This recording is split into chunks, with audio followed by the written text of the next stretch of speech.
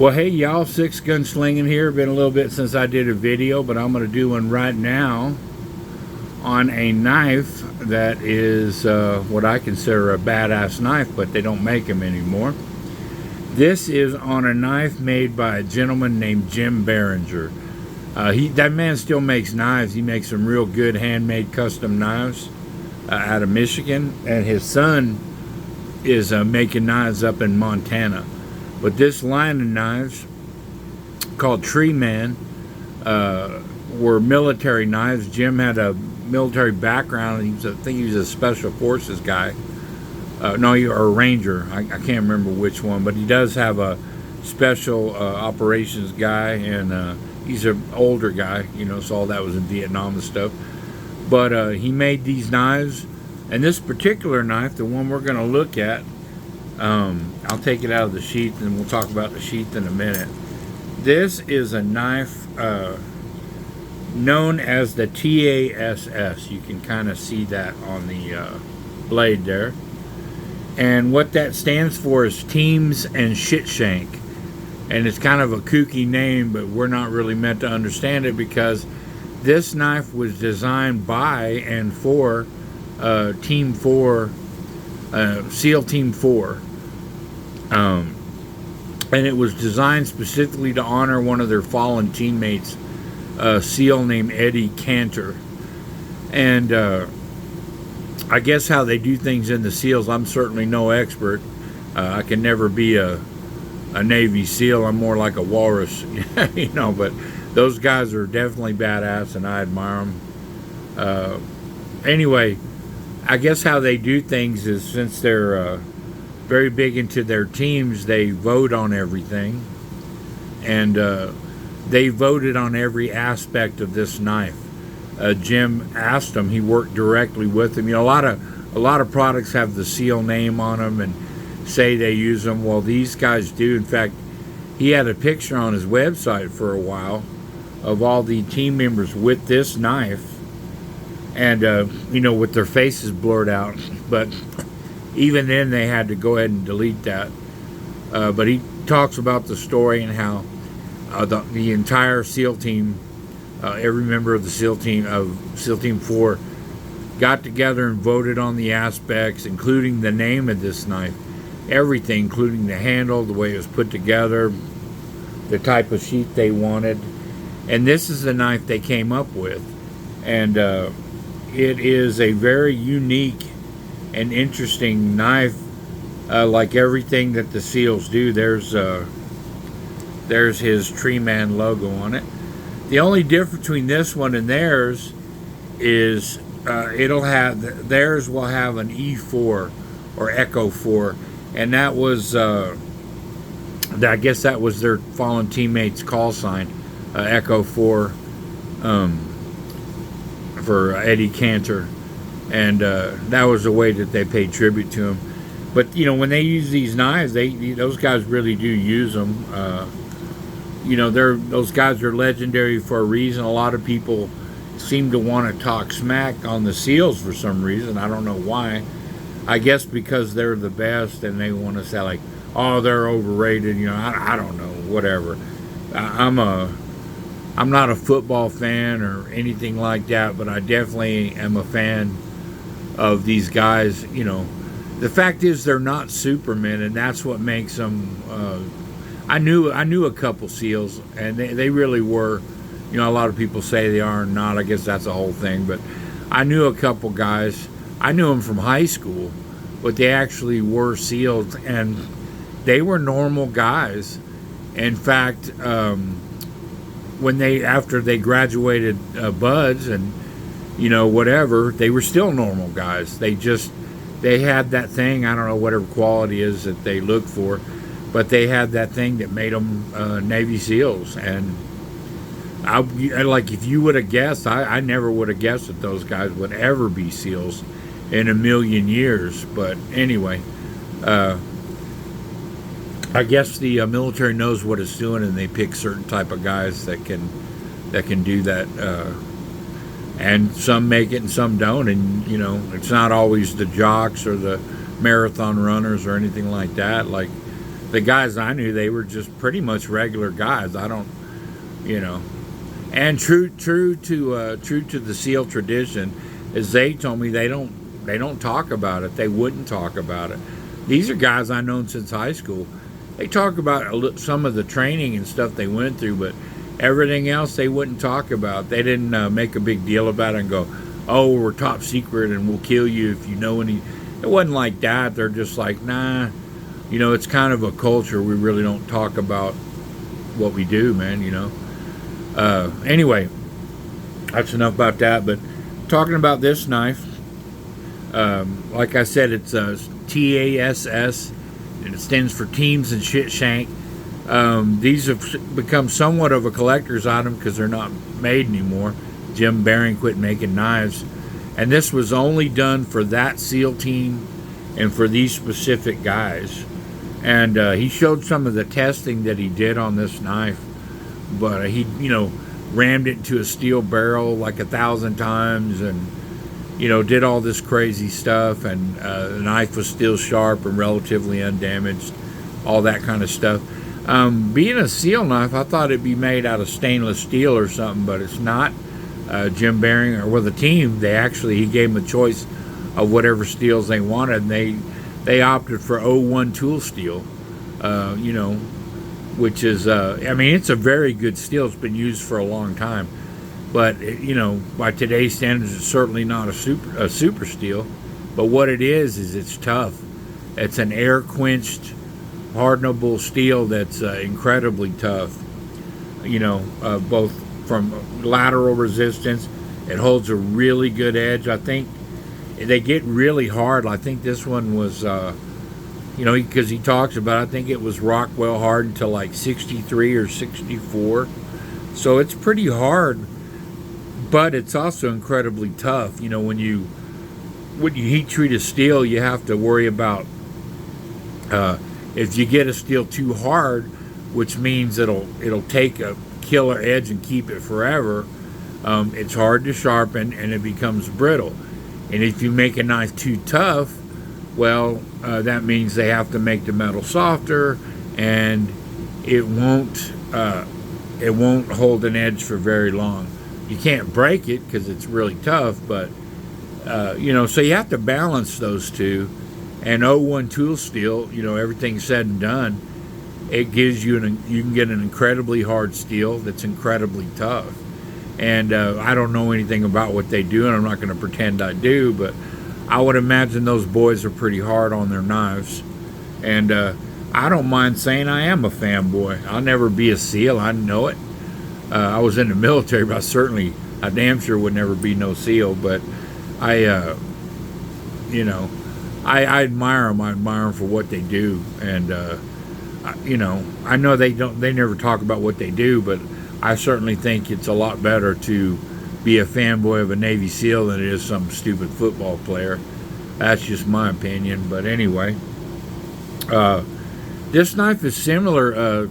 Jim Baring made a knife for the Border Patrol, and actually you can get on YouTube and you can look up Treeman knives, and it's called the La Migra. And he did some of the testing that he did on this knife, and he made it's similarly spec but not quite. One thing you'll notice is it has this really elongated tip.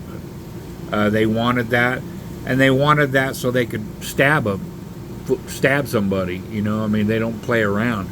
This knife had to be long enough and have just enough reach to kill a man, and that's what this knife will do. But it will also open ammo crates. It will also cut rope. It'll do all these things.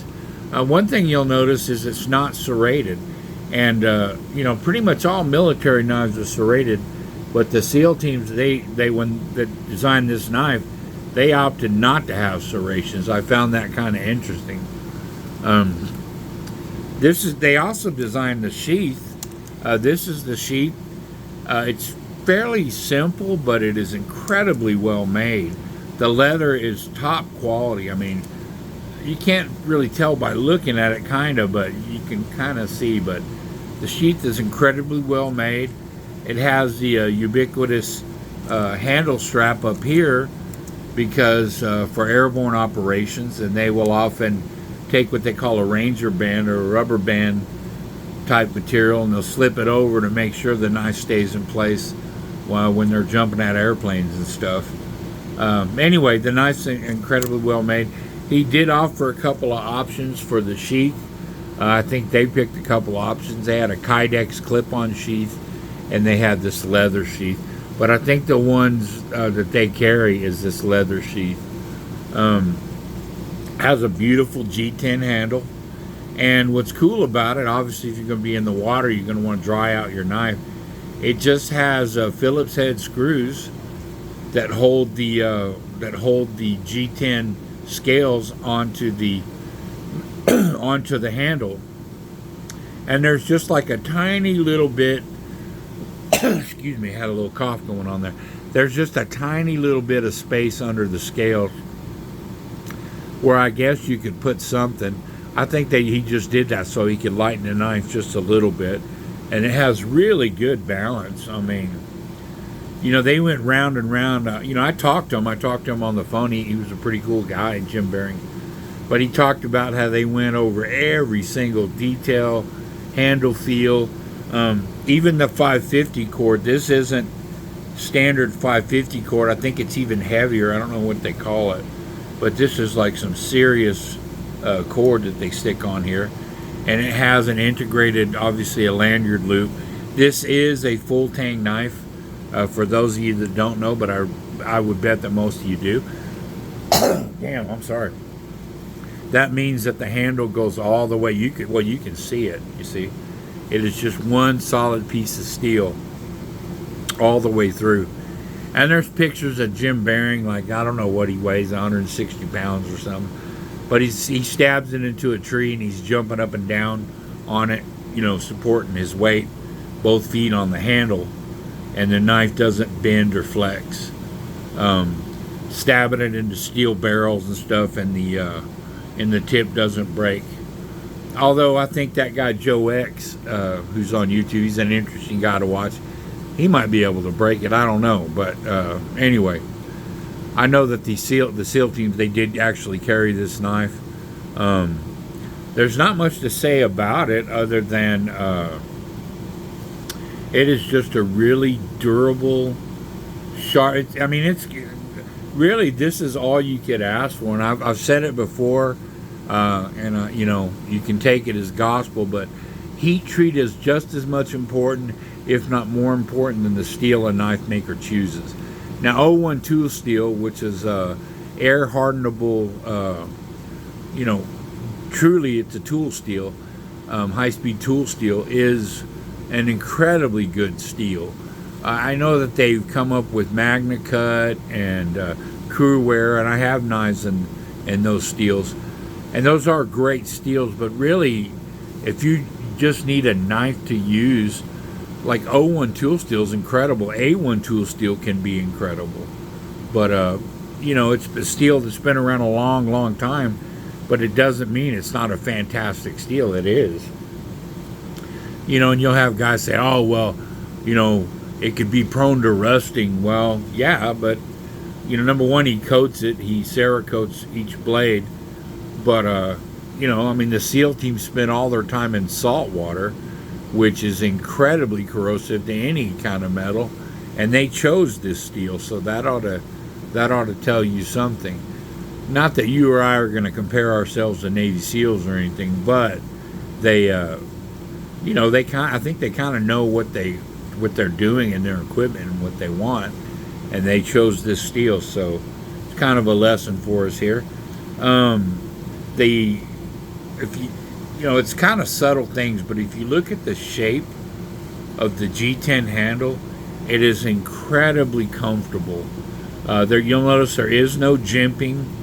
There's nothing like that. There is a sharpening choil on there, but there is no jimping. It's just kind of a plain knife, but it does have a swell up toward the front of this G10 that really locks your hand into place. You're not going to slide forward, you know, if you're stabbing into something. But the handle is incredibly comfortable.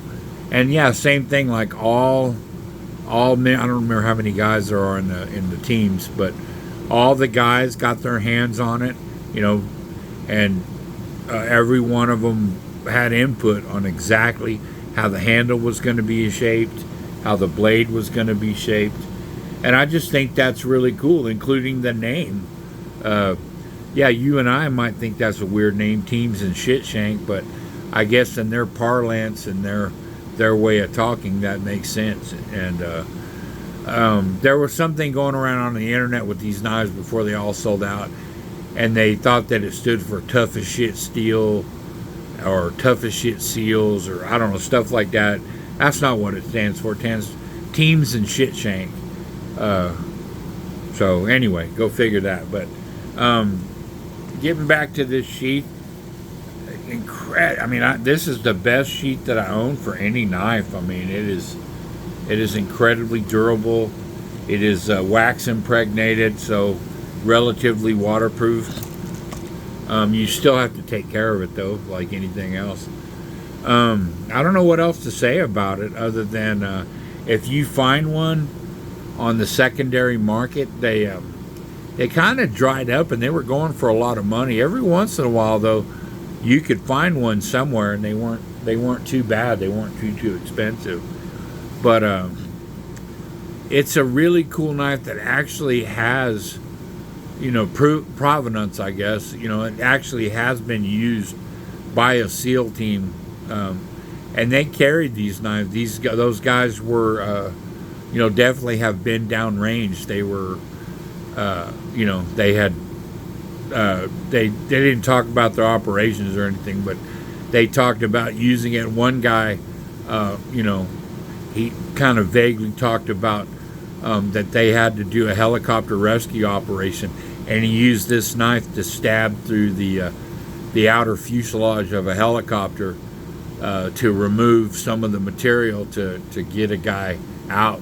And he showed that knife, and it didn't even have really any scratches on it or anything. So kudos to Jim Bering for making a really cool knife.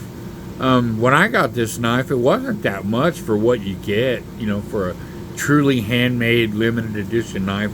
I think it was about $300, and you know, it came from a lifetime guarantee. But Jim Bering said, "Well, I'm an older guy, so you know, you got a guarantee as long as I'm alive, and then after that, you're on your own."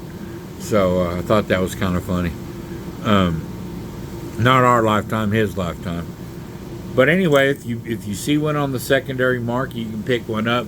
He does make a lot of other knives, including one called the Phalanx, and he has a video of that knife, and that's just some big, crazy looking Tonto blade. And he makes, like I said, the Border Patrol La Migra, and he made several. I don't remember all the names of his knives, but he made several knives under the Treeman line of knives. He made some, I forgot what they were called, for Special Forces guys, and those guys actually carried them, and I think still do, you know.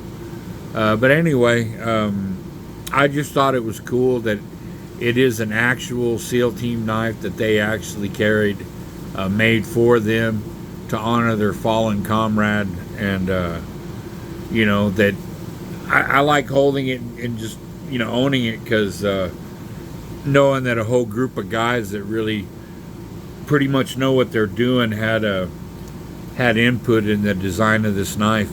It wasn't, you know, it wasn't some guy from the knife show or anything like that. These were actual operators that, you know, they decided what they wanted in a knife that they were going to take into harm's way. And you'll notice there's nothing fancy about it. You know, like you have all these like super cool tactical knives. There's nothing fancy about this. It's just a well contoured G10 handle. It's a big solid chunk of steel. The blade is shaped very much for their intended purpose, and it's a little bit front heavy, not much, just a little, but it is a really comfortable knife to carry and use. Yes, I have used this. I figure if they're stabbing through helicopters with it, I could use it to skin a hog, which I did, and that little bit of use, it did do a pretty good job. So anyway, this is taking a look at the Bearing Treeman TASS Teams and Shit Shank knife. And I really appreciate you watching. Give you another look at that holster. Got a little dust on it.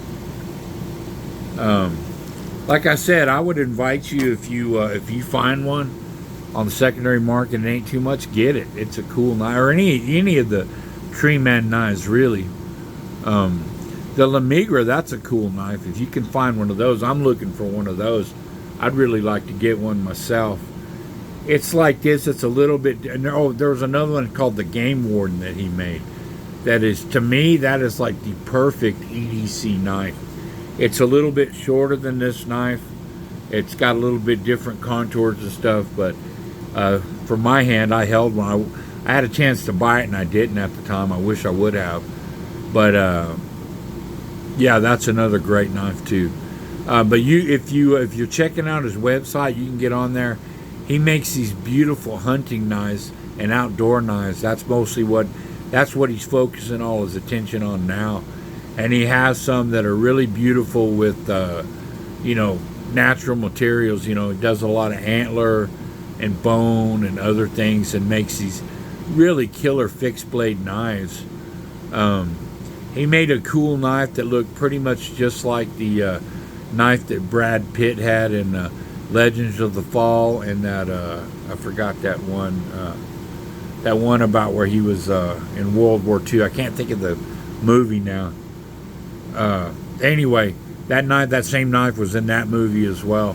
He makes a knife that looks kind of just like that. That's pretty badass. So anyway, that's been my little review on the Treeman TASS knife. I appreciate you watching. I appreciate you stopping by. If you want to, please like and subscribe, and I'll be pumping out some more videos here pretty soon. And we'll catch y'all down the road.